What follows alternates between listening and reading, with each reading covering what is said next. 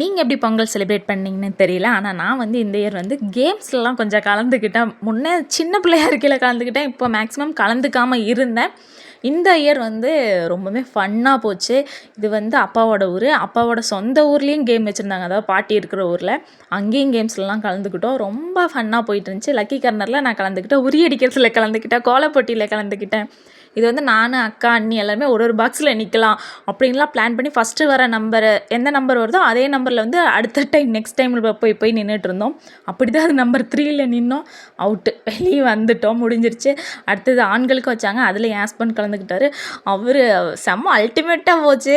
என்ன ஆச்சுன்னா வீடியோவை நீங்களே பாருங்கள். பார்த்தீங்கன்னா தெரியும். அப்போ தான் ஸ்டார்ட் பண்ணி ஃபஸ்ட் ரவுண்டு வந்தாங்க.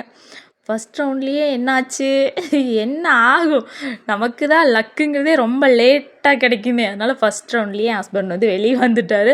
வந்துட்டு கூட சொன்னார், லக் இருந்தால் தான் கிடைக்கும் போல் அப்படின்னு சொல்லிட்டு. என் அம்மா வேணால் 3rd ப்ளேஸ் வந்தாங்க, அதாவது லேடிஸில்.